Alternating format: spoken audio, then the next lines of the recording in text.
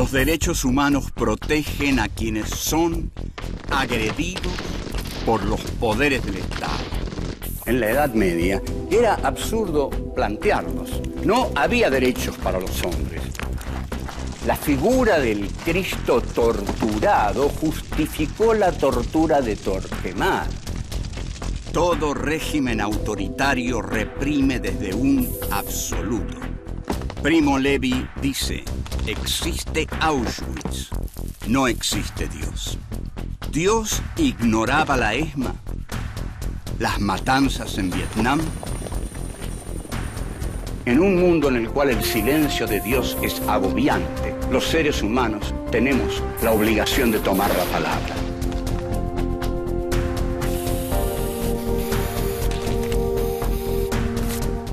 Filosofía aquí y ahora 5. Filosofía y derechos humanos. Encuentro 15. El senador Joseph McCarthy contra Hollywood. 1. El cine y la propaganda. 2. La casa de brujas. 3. Artistas y delatores. 4. Las células dormidas. 1. El cine y la propaganda. En este encuentro vamos a hablar sobre el senador Joseph McCarthy. En realidad el título de este encuentro es McCarthy contra Hollywood. El senador Joseph McCarthy dio origen a una palabra muy difundida en política que es el macartismo. Macartismo se entiende como un vocablo que designa a aquellos grupos de derecha paranoicos con el crecimiento de la izquierda que desatan una casa de brujas en persecución de precisamente los sectores de izquierda. En los años 50 y fines de los 40, cuando el senador Joseph McCarthy comienza su actuación, lo primero que decide, lo fundamental que decide es atacar a Hollywood, y no le faltan razones ideológicas para hacerlo, ni grandes maestros que lo hayan precedido en esta actitud de atacar la industria del cine o de dinamizar la industria del cine como arte de la propaganda política. Estamos entonces en plena Guerra Fría. La Guerra Fría se caracterizó por ser la lucha no militar entre dos grandes bloques, Oriente y Occidente, Estados Unidos y la Unión Soviética. La cortina de hierro es una frase que nace de es una frase que dijo Winston Churchill en una universidad norteamericana, donde aclaró que una cortina de hierro, dijo, ha descendido sobre el continente, dividiendo a Europa en Europa y la Europa oriental. La Europa más allá de la cortina de hierro, es decir, sería la región soviética de Europa. Ahora bien, Estados Unidos le tenía mucho miedo a los rusos, a los soviéticos, porque estaba la leyenda, y no la leyenda, la realidad, de la entrada del Ejército Rojo en Berlín. Y bueno, efectivamente, el Ejército Rojo fue devastador cuando entró en Berlín y no dejó títere o alemán con cabeza. Digo bien títere porque los alemanes fueron bastante títeres de Hitler, pero bueno, este es otro tema, la falta, digamos, de reacción del pueblo alemán contra Hitler, y en todo caso hay que leer un libro de Karl Jaspers que se llama La culpa alemana. Ahora bien, el horror que desataron los rusos en Alemania era debido a que los alemanes, al entrar en la Unión Soviética, mataron 17 millones de rusos, no mataron 17 millones de norteamericanos. Esto entonces habla de que fue de una venganza tremenda por parte de los rusos. Como Joseph Goebbels, el ministro de propaganda de Hitler, actualmente se venden sus memorias en las librerías de Buenos Aires y son de útil lectura, pero de ardua adhesión, digamos. Como Joseph Goebbels, McCarthy conocía muy bien la importancia del cine en la penetración ideológica. Goebbels, ministro de Propaganda, lo llamó al gran director Fritz Lang, el director de Metrópolis, y le ofreció, digamos, el Instituto de Cine. Esa misma noche Fritz Lang huyó de Alemania. Bien, entonces, sigamos con McCarthy. En mayo de 1947, el Comité de Actividades Antinorteamericanas, que es el lugar desde el que McCarthy va a atacar, decide investigar el comunismo en Hollywood. Tarea fundamental para desenmascarar a esa ideología perversa que está tratando de adueñarse de la libertad y la democracia de los norteamericanos. Comienza realizando audiencias privadas. A esas audiencias privadas asisten distintas figuras de Hollywood, a los cuales se llama testigos amistosos. Los principales testigos amistosos fueron Robert Taylor, que a mí no me hace sufrir nada porque era un imbécil y un mal actor, y otros que a uno le duelen mucho, como Elia Kazan, como Sterling Hayden, bueno, varios que preferimos olvidarlos en este momento. Ahora, ¿qué les preguntaban? ¿Qué le preguntaban a un Elia Kazan o a un actor como Sterling Hayden, digamos, a los delatores? Les preguntaban qué amigos suyos son comunistas y sabían que si decían varios nombres se salvaban. Todo delator sabe que si tiene un nombre para dar puede salvarse. Generalmente no se salva, porque el delator genera un desprecio en el represor. Se comienzan a elaborar las llamadas listas negras. De ahí que aparece la figura del blacklisted, es decir, de el que forma parte de las listas negras y tiene que irse de Hollywood. Perdían sus trabajos en Hollywood. Uno de los más grandes directores, Jules Dassin, tiene que huir a Londres y Darryl Zanuck, el director, el jefe de la Fox, le dice: andate a Londres, andá a rodar la película que tenés entre manos, pero en Londres. Y Dassin rueda en Londres su obra maestra, Night and the City, la gran película de Richard Widmark. Esto viola el derecho a trabajar, viola un derecho humano fundamental. Ante todo, la persecución les quita el derecho a trabajar. Dassin ya nunca más filmó en Hollywood y algunos guionistas, como Abram Polonsky, por ejemplo, o el gran guionista de A la hora señalada, Carl Foreman, no trabajaron durante años y años. Volvemos. 2. La casa de brujas.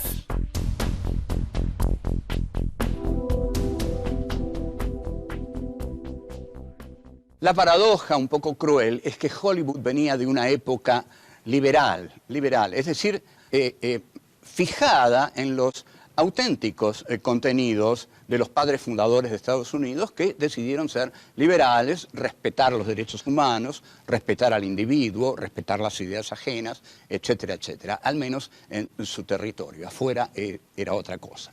Entonces, esta época liberal produjo grandes películas como El odio es ciego, una película en la que el protagonista se mete en un grupo antisemita, Encrucijada de odios, de Edward Dmytryk, con un trabajo espectacular de Robert Ryan como un antisemita feroz, y bueno, algunas otras, las películas de boxeo, las películas contra el boxeo. Toda película de boxeo que sea buena es una película contra el boxeo. No se olviden de esto. Pero muchos actores son los que comienzan, salvo Rocky I, bueno, a otra cosa. Muchos actores empiezan a delatar a sus propios compañeros. Y acá se produce la típica situación de una sociedad agredida por la persecución, en la cual cada uno sabe que si delata al otro, se salva a él. Uno de los más famosos delatores de la década de la persecución, de la casa de brujas del macartismo, fue un mediocre actor llamado Adolphe Menjou, que pasó a declarar ante el tribunal y dijo: yo puedo oler a un comunista, porque los comunistas despiden un olor extraño que no cualquiera reconoce, un olor muy particular, pero yo sí, yo lo reconozco, créanme, yo puedo oler a un comunista. McCarthy en la gloria con Adolphe Menjou, y Stanley Kubrick en la película La Patrulla Infernal, para vengarse, le da el papel de un general detestable, abominable, a este señor Adolphe Menjou, que no salió muy bien parado precisamente de la época de McCarthy. Ahora bien, para 1954, McCarthy comienza a decaer. En realidad, McCarthy era un tipo con muchas complicaciones. Era alcohólico, era adicto al sexo, era un paranoico realmente patológico. Y hoy, justamente hoy, en estos tiempos, cuando si no que en estos tiempos en los cuales la historia se ha enamorado de la derecha, aparecen defensores de McCarthy como el español Fernando Alonso Barahona. Lo que dice Barahona es que el cine es la principal tarea ideológica de una nación y que justamente ahí era donde se infiltraban los comunistas y ahí era donde McCarthy los fue a buscar. Y comienza a enumerar una serie de espías soviéticos que había en ese momento en Estados Unidos, como habría indudablemente hombres de la CIA en la Unión Soviética, y dice que McCarthy actuó por esos espías soviéticos. Pero en realidad McCarthy persiguió sobre todo a el mundo de Hollywood. Y en la teoría que hace Barahona sobre la importancia de las ideas vehiculizadas por las películas, dice que esto McCarthy lo vio como lo vio Gramsci, con influencias de Lenin, dice él. Y pareciera que Gramsci dice esta teoría, ¿no? Que en el cine el comunismo puede penetrar en los países capitalistas, lo cual es un disparate macartista.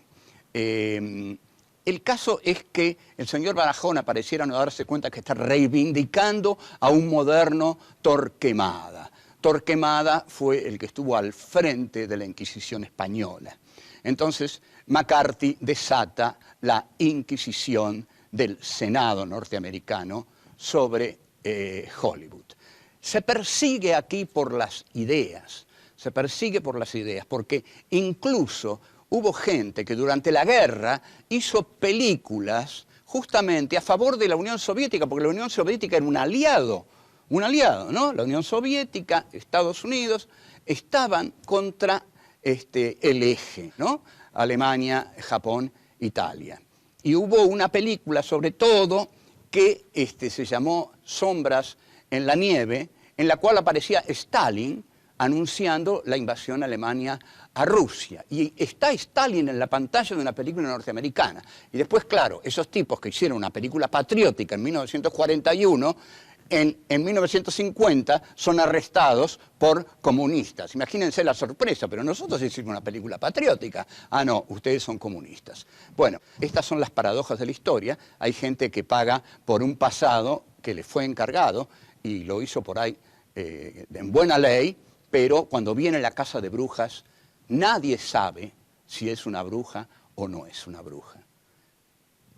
Volvemos. 3 artistas y delatores.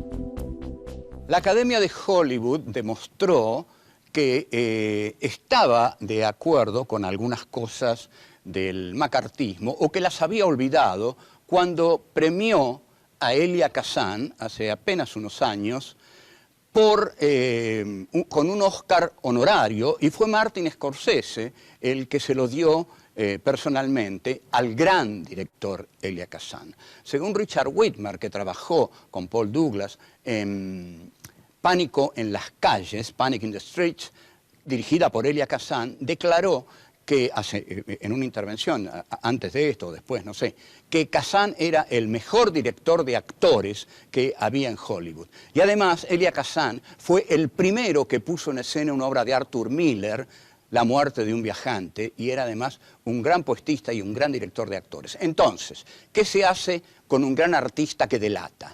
el artista por un lado y el delator por otro. Esta es una grave cuestión que es muy difícil de resolver. Júzguela usted, decida usted. Nosotros pensamos que un artista que es a la vez un delator es un artista delator y que ese peso moral no lo elimina la calidad estética.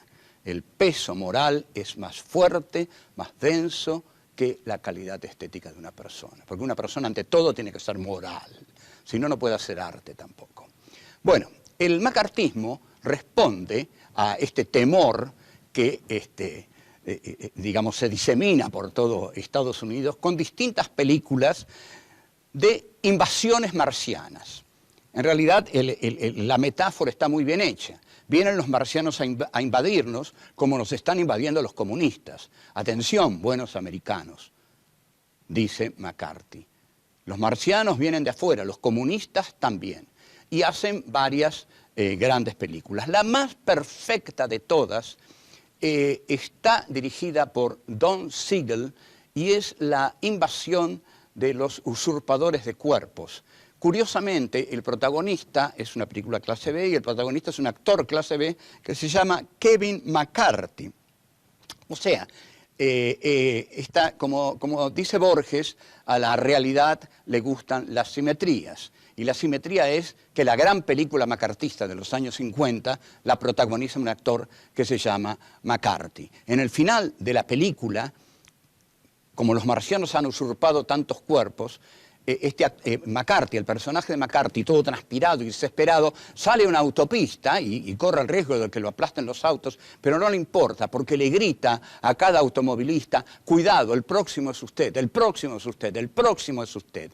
Y este es el mensaje: el próximo es usted, cuidado con los comunistas. La más importante estéticamente película de marcianos de los años 50 es una película de 1951, La Guerra de los Mundos, dirigida por Byron Haskins, con los efectos especiales de George Pal, que era un especialista en efectos especiales. Las naves marcianas, seguramente ustedes las recuerdan porque se hicieron series, son de una belleza increíble, porque son una raya marítima y un cuello de cobra con una cabeza enorme o grande que remata arriba, y desde esa cabeza lanzan los rayos con los que matan a todos. ¿Cómo son derrotados los marcianos? No por los humanos, porque los marcianos devastan la tierra, nunca digan desbastan, Dios mío, devastan la tierra. Y ya ni Dios pareciera ayudarlos, porque todos se refugian en las iglesias. Pero sí, Dios los ayuda, porque los marcianos son derrotados por las bacterias de la tierra. Las bacterias de la tierra, a las cuales nosotros, los seres humanos, estábamos acostumbrados, los marcianos no. Entonces esas pequeñas bacterias derrotan a los marcianos, a quienes antes le habían tirado una bomba atómica, pero la bomba atómica no les hizo nada. En cambio, las pequeñas bacterias, la de la gripe, por ejemplo, la del resfrío, que nosotros no les damos importancia, mataron a los marcianos y nos salvamos de los marcianos. Entonces, el mensaje es que si los comunistas entraban en Estados Unidos les iba a pasar lo mismo. Pero ¿qué bacterias los iban a matar? Las del American Way of Life. La libertad, la democracia, los derechos individuales, es decir, el espíritu de la tierra de los libres, the land of the free, y el hogar de los bravos, the home of the braves. Qué bárbaro, ¿no? Esto de el hogar de los bravos y la tierra de los libres. Bueno, está en el himno norteamericano. Así derrotaron a estos marcianos apestosos comunistas. Volvemos. 4. Las células dormidas.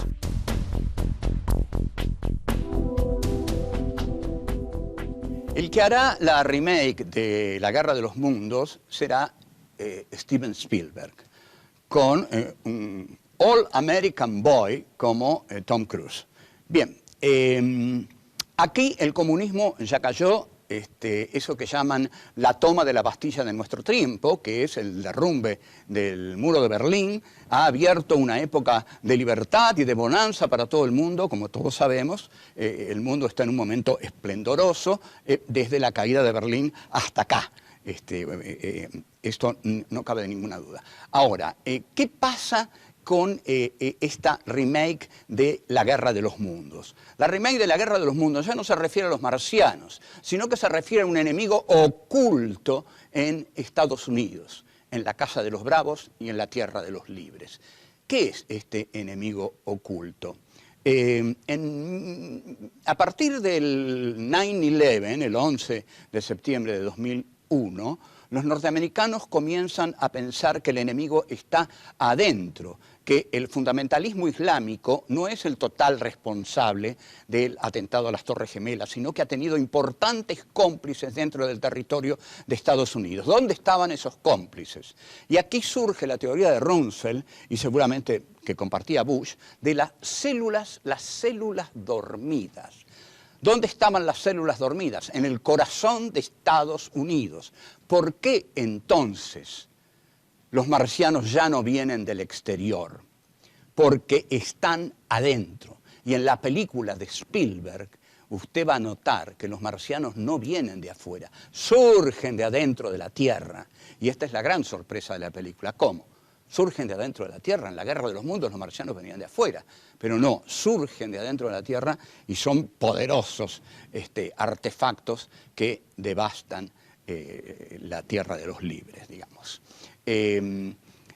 O sea, lo que quieren decir los norteamericanos, y esto es terrible, es la teoría del enemigo interno. La teoría del enemigo interno es fatal para cualquier país, porque la teoría del enemigo interno nos caracteriza a todos como posibles enemigos internos. Entonces, hay un enemigo externo, que es el fundamentalismo islámico, terrorista, al cual la administración Bush y Obama también le declara la guerra contra el terror, pero hay un enemigo interno que colabora con ese enemigo externo. De esta manera, Estados Unidos se convierte en un país vigilado. Y recordemos entonces la gran novela de George Orwell, 1984, donde Orwell habla justamente del Big Brother como aquel que vigila a todos, y todos son vigilados para que el Estado tenga la seguridad de saber dónde está cada uno de ellos en cada minuto. No sé si recuerdan, había un slogan que la dictadura argentina lanzaba a cada rato por la televisión: usted sabe dónde está su hijo ahora. Eso es una sociedad vigilada. En Nueva York, en este momento, que está considerada como una ciudad muy segura, hay camaritas de televisión en todas partes. Es decir, donde uno entra, ve una camarita que lo está filmando. Bien, entonces, ahí estos regímenes que buscan la casa del enemigo interior fomentan la delación del diferente. El diferente no solo es aquel que piensa distinto, es aquel que vive distinto y que actúa, se supone, para algunos poderes que son mortales para la esencia de la nación. Ese es el diferente y a ese hay que delatarlo. Esta es la doctrina McCarthy, que es una de las doctrinas más agresivas y que más ha negado a lo largo de la historia del siglo XX los esenciales derechos humanos de los ciudadanos de cada país. En cada país hay muchos ciudadanos diferentes, pero el terror de la persecución tiene la característica de no especificar las causas de la culpabilidad. El terror es realmente que nadie sabe por qué es culpable. Y esto viene genialmente de Kafka. Si ustedes leen El Proceso, comienza diciendo: Joseph K. fue arrestado una mañana sin saber por qué, sin saber las causas de ese arresto. Este es el clima kafkiano del Estado totalitario. El Estado totalitario no tipifica la culpa. Al no tipificar la culpa, somos todos culpables. Entonces, la delación se torna totalmente efectiva y cualquiera puede ser víctima de ese terror del Estado. Entonces, el macartismo es una forma de esa persecución, de esa caza de brujas, es una de sus formas más canallescas que ha tomado en el siglo XX, y por eso lo hemos desarrollado aquí en la medida de nuestras posibilidades, que quizás no sean pocas, aunque no son muchas. Bueno, chao.